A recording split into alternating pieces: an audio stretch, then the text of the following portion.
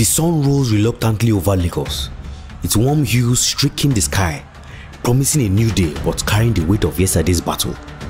The Lekki toll gate, once a monument of oppression, now stood as a battered symbol of resistance. Protesters still held their ground, their faces marked with exhaustion but also determination. The chants of Sorosoke, Sorosoke, Sorosoke echoed faintly, blending with the quiet hum of the awakening city. In a sprawling mansion in Ikoyi, General Bako paced furiously. The once imposing man looked gaunt, his military uniform unkempt, his movement sharp with paranoia. Reports of his soldiers abandoning their posts filtered in, whispers of dissent growing louder. The people of Lagos had risen, and his empire was crumbling. Adisa stood at attention, his eyes fixed on the door. "Sir, they have breached the outer defenses of the command center at the Victoria Island. Our men are overwhelmed." Bako's fist slammed onto the table, scattering papers and maps. "Cowards! They have forgotten who controls this city. Prepare the escaped helicopter. We will crush them from a distance if I have to." But even as he spoke, the sounds of the approaching resistance grew louder. Shouts, gunfire, and the distant thud of explosions. The people were coming for him. Amaka led the charge to the streets of Victoria Island, flanked by Agu and other members of Sorosoke. The crowd surged behind them, a sea of determined faces armed with makeshift weapons, banners, and unshakable resolve. "Adamu," Agu called through his radio. "What's the status on Bako's reinforcements?" Adamu's voice crackled back. "Iskata, wallahi most have run. The rest are barely holding their ground." "Good. Keep the pressure on them. We are going straight for Bako," Agu replied, his tone resolute.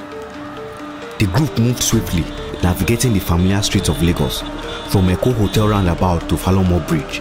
They advanced, their numbers swelling as more Lagosians joined the march.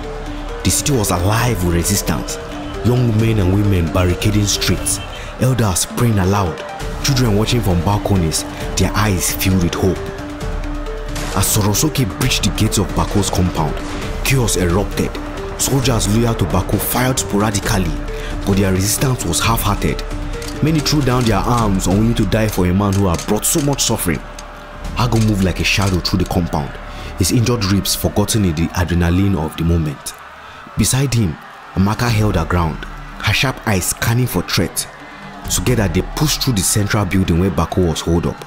Suddenly, a burst of gunfire erupted from a hidden corner. Agu ducked, returning fire as Amaka flanked the shooter.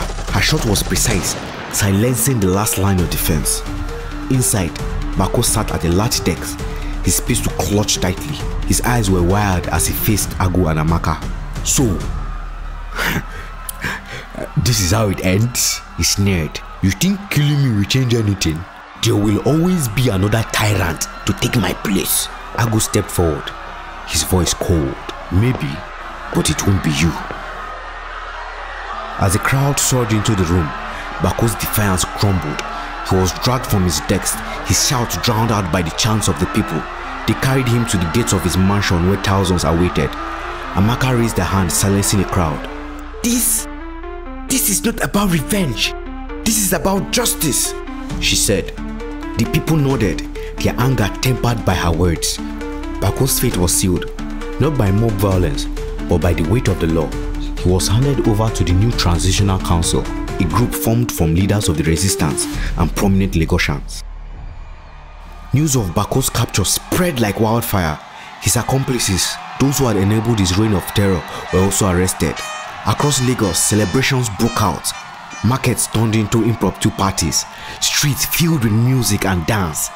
The city had reclaimed its soul. Weeks later, the Lekki toll gate was unrecognizable.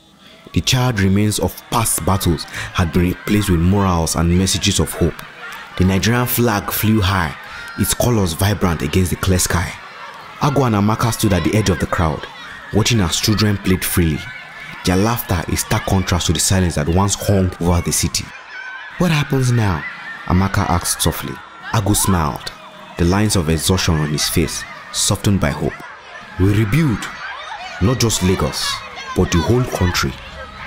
We make sure that what happened here is remembered, not as a tragedy, but as the beginning of something better.